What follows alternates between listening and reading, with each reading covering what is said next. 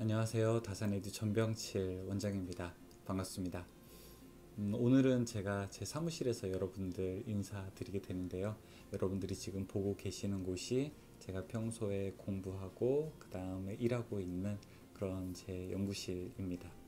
오늘은 제가 전기기능사 필기시험을 치르려고 하시는 분들께 필기시험을 좀 어떠한 마음 자세로 준비하면 좋을지 말씀드리고 싶어요. 이 전기기능사 시험을 준비하시는 이유는 아마 제각각 다르겠죠. 예를 들어 취업인 경우도 있고 아니면은 승진인 경우도 있고 아니면은 뭐 일반적으로 우리가 자기계발용으로도 아마 자격증을 취득하시려고 하는 이유가 제각각 있을 겁니다. 어쨌든 다른 제각각 이유가 있을 텐데 그런 것들은 우리가 이제 개인적인 몫으로 넘겨두고 어떻게 해야지 시험을 좀 잘 준비할 수 있는지, 혹은 시험을 준비하다가 우리가 왜 좀 쉽게 포기하게 되는지 그런 이야기들을 한번 들려드리고 싶어요. 보통 전기기능사 필기시험을 준비하는 데는 약 1에서 2개월 정도의 시간이 저는 가장 적당하다고 봅니다. 왜냐하면 3개월 이상으로 가게 되면 약간 늘어지듯이 우리가 공부를 하게 되고요. 그 다음에 너무 짧게 되게 되면 또 이 좀 뭐랄까 요령을 바라는 공부를 하게 됩니다. 그래서 저는 시험을 준비하시는 데는 한 1에서 2개월 정도가 가장 적당하다고 생각을 하게 됩니다. 이 자격증 시험이라고 하는 것은 우리가 명시적 목적을 향해서 하는 공부이기 때문에 뭐 참 진리를 깨우친다거나 아니면 우리가 공학적 아주 기본 아주 심도 있는 이해를 한다거나 그런 것과는 조금 다른 방식으로 공부를 해야 되는 것은 맞습니다. 문제를 풀이할 수 있는 능력, 그 다음에 문제 중 4개의 보기에서 답을 하나 찍을 수 있는 능력이 우리에게 필요한 것이 맞죠. 처음에는 이 공부가 굉장히 어려우실 겁니다. 그 이유는 다름 아니라 우리가 두 가지 정도로 들 수가 있는데요. 첫 번째는 여기서 사용되는 용어가 대부분 여러분께서 생소하신 용어들이 많기 때문입니다.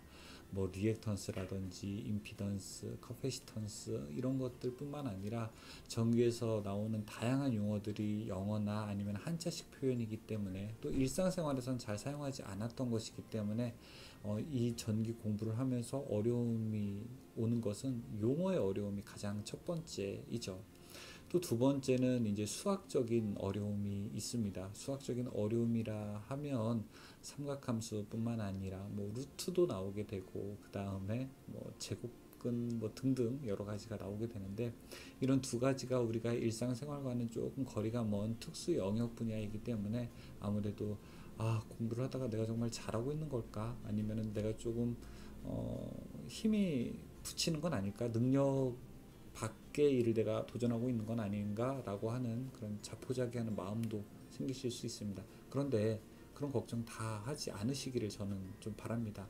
그런 걱정은 다 기회에 지나칠 뿐이고 여러분 모두 다 해내실 수 있습니다. 공부하는 방법에서는 저는 무조건 외우지 말자라고 하는 것을 자꾸 권장드려요. 우리가 어떤 분들은 뭐 2주, 3주, 한 달 동안 책 한 권을 달달 외웠다. 뭐 무조건 문제 답만 외우면 된다. 그리고 공부하는 거, 자격증 공부 별거 없다라고 말씀을 하시는데 저는 이제 자꾸 이론을 보시고 그 다음에 우리가 어렵지 않다면 개념적으로 충분히 이해를 했으면 합니다라고 이렇게 바라는 이유가 있어요. 왜 그러냐면은 여러분이 이 전기 기능사가 만약에 최종 목적이신 분들은 그렇게 공부하셔도 됩니다. 그러니까 내 인생에 있어 전기 기능사라고 하는 것이 최종 목표이신 분은 전기 기능사 필기 시험 합격하기 위해서만 공부하면 되고 그 다음에 실기도 역시 마찬가지로 실기 시험만 위해서 공부하게 되면 됩니다. 그런데 아주 단 1%라도 전기 기능사가 최종 목적지가 아니라 전기 기능사가 일종의 도약기, 그러니까 내가 공부하는 혹은 내가 성장하는 그 과정이라고 생각을 하신다면은 저는 그렇게 공부하지를 않기를 바라는 거예요. 그런데 대부분의 분들이 저는 전기 기능사가 인생의 최종 목적지라고 생각하지는 않습니다. 어떤 공부가 될지 뒤에는 모르겠죠. 우리가 뭐 소방을 하게 될지 혹은 또 전기 기사를 하게 될지 전기 기능장을 하게 될지 어떤 걸 할지 모르겠지만 여러분의 인생이 전기 기능사가 최종 목적지가 아니라면 전기 기능사 공부를 할 때, 그러니까 가장 쉬운 공부를 할 때 조금이라도 더 재밌게 공부하고 또 이해 위주의 공부를 하게 된다면 그 다음 공부가 조금 더 편안하게 진입할 수 있게 됩니다. 진입장벽이 조금 낮아지게 되는 거죠, 마음에. 그런데 만약에 전기 기능사를 우리가 무조건 문제답만 외워서 공부를 하게 되고 그 다음에 나중에 이제 어떤 기회가 돼서 전기 기사를 공부하시게 될 때는 더 큰 장벽에 여러분 부딪히게 될 겁니다. 그때는 전기 기능사에서 베이스를 쌓지 않았기 때문에, 즉 기초 체력을 쌓지 않았기 때문에 그 다음에 어려운 공부를 하게 될 때는 2배, 3배로 시간을 더 낭비하고 그리고 효과적인 공부를 할 수 없는 상황에 놓이게 됩니다. 그래서 저는 여러분들이 전기 기능사 공부를 하실 때 가급적이면 좀 재밌게 공부하셨으면 좋겠고, 이 공부를 하실 때 아주 어려운 거는 우리가 제외하더라도 조금 쉬운 것들이라면 응당 이 내용에 대해서 이해를 하고 가는 것이 전기 기능사를 취득하는 데도 도움이 되고요. 그 다음에 상위 자격증을 공부하는 데도 도움이 되고요.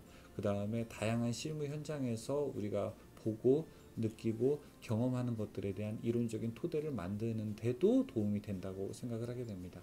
그래서 전기과에 여러분 만약에 입학을 하게 되면 뭐 그것이 고등학교든 전문대든 4년제든 전기과에 입학을 하게 되면 가장 먼저 배우는 것이 바로 회로이론입니다. 회로이론에 보게 되면 쿨롱의 법칙, 비오사발의 법칙, 패러데이 법칙, 여러 가지 법칙들이 나오죠. 그런 법칙이 다 필요 없어서 혹은 이 책 안에 가둬두려고 혹은 학생들을 고통스럽게만 하려고 만드는 것들이 아니라 실제 이런 것들을 알아야 우리가 밖에서 일어나는 다양한 전기적 현상, 실무 현장에서 일어나는 것들에 대해서 이해를 더 넓게 할 수 있기 때문입니다. 예를 들어 여러분 후크메타라고 하는 것이 있습니다. 후크메타라고 하는 것은 이렇게 고리처럼 생겨서 이 전선에 전류가 흐를 때 고리처럼 탁 걸어서 얼마나 전류가 흐르는지를 알 수 있게 되는 것이죠. 이 후크메타를 사용할 때 절대 주의할 사항은 반드시 왕복 전류, 이 양쪽에 흐르는 두 선을 한꺼번에 묶지 않아야 된다는 겁니다. 이런 원리로부터 우리가 알 수 있는 공학적 기본은 바로 앙페르의 주회적분 법칙입니다. 앙페르의 주회적분 법칙이라고 하는 것은 뭐 전류가 흐르면 주변에 자기장이 만들어지게 되는데 그 자기장을 다 합치게 되면은 원래 흐른 전류와 이제 같게 된다는 건데, 왕복도선의 경우에는 갈 때, 올 때가 서로 상쇄되기 때문에 이런 것들을 우리가 후크메타로 재지 않고 반드시 한 선을 우리가 편도선에 대해서 전류를 재게 되는 것이죠. 뭐 이런 것들을 우리가 극단적으로 이해할 때에도 전기 법칙들이 사용을 하게 되는 겁니다. 그래서 여러분들이 저는 공부하실 때 좀 무조건 외우지 말고 그 다음에 편안하게 좀 공부를 하셨으면 바라고, 불편하잖아요. 뭐 당연히 이게 편하기만 할 수는 없는 공부이지만 가급적 공부를 하실 때 그냥 저렇게 하는구나. 예를 들어 동영상 강의를 틀어놓으시고 우리가 그냥 뭐 이렇게 지나가는 텔레비전 광고 보듯이 저런 거구나, 한두 번 정도는 편안하게 이렇게 보시고 그 다음에 익숙해지시면 그 용어도 익숙해지시고 그 다음에 내가 공부하는 사이클이라든지 내 공부 습관도 어느 정도 안정화가 되고 맞춰지게 된다면, 그러면 그 다음에는 더 집중할 수 있는 공부 환경과 그 다음에 분위기를 만들 수 있을 것입니다. 필기시험을 준비하실 때 몇 가지 말씀드리고 싶었던 이야기예요. 준비하시는데 한 1에서 2개월 정도로 집중하셨으면 좋겠다. 그 다음에 처음에는 어려운 것은 당연하다. 누구나 다 똑같다. 하지만 누구나 다 할 수 있다라고 하는 거. 그 다음에 무조건 외우기보다는 지금 여러분들의 목표가 조금 더 장기적인 것들을 바라본다면 여기에서 이해할 수 있는 것들 그리고 풀 수 있는 것들은 좀 풀고 가자. 그렇게 하시는 것이 더 오랫동안 이 일을 할 수 있는 기본 방법이다 라고 하는 것들 말씀드렸고요. 마지막에 공부를 하실 때 너무 부담 갖지 말고 조금 편안하게 듣는다는 방식으로, 텔레비전 광고 본다는 생각으로 한 번 정도 강의 처음부터 들으시고 그 다음에 2번, 3번째 집중하시면 될 것 같습니다. 공부하실 때 많은 분들이 하다가 포기하는 경우도 봤습니다. 한 공부하다가 힘들어하고 책을 한 켠으로 놓고 1년, 2년 동안 이렇게 쉬었다가 또 공부하시고 이런 생각들 하실 수도 있어요. 저는 공부하다가 어려우면은 막 그것을 극복해야 된다. 공부하다가 어려우면은 그것을 막 이겨내고 뭐 공부와 싸워서 반드시 승자가 되십시오라고 하는 말을 드리는 것보다는 공부가 하기 싫은 날도 있어요. 물론 공부가 하기 싫은 날도 있는데 그런 날은 하지 마세요. 잠깐 책은 제껴두고 친구들과 술 한잔 할 수도 있고 가족들이랑 날씨 좋은데 밖에 공원에도 나갈 수 있죠. 하기 쉬운 날은 조금 제껴두시되 그러면은 그 약간의 방황을 하신 다음에는 빨리 다시 제자리로 돌아오셨으면 좋겠어요. 그 방황이 길어지지 않고 빨리 제자리에 돌아와서 맞아, 내가 이렇게 즐겁게 놀 수 있었던 거는 또 공부가 하기 싫어서 또 즐겁게 놀 수 있었던 거니까 또 역시 다시 제자리로 와서 또 한번 시도를 해보시고 또 그리고 안 되면은 역시 좀 제껴 두셨다가 또 한번 하고. 그래서 우리가 작심삼일이라는 말이 있는데 사흘에 한 번씩 작심삼일하라 뭐 이런 말도 있어요. 하기 싫은 날은 조금 제껴 두셔도 계속 왔다 갔다 티격태격 하면서 정기 공부 같이 하셨으면 좋겠습니다. 정기 기능사를 저는 여러분들의 최종 목적지라고 생각을 하면서 강의를 한 적은 한 번도 없습니다.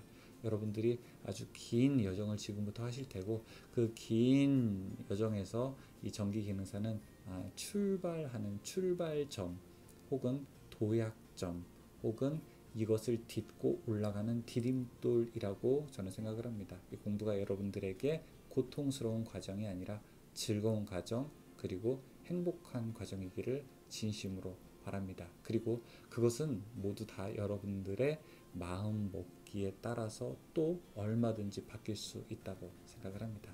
이런 시간을 자주 좀 가지면 좋겠어요. 어느 한 회원분이 글을 올리셨는데 좀 용기를 드리고 싶어서 이런 말씀을 드렸습니다. 감사합니다.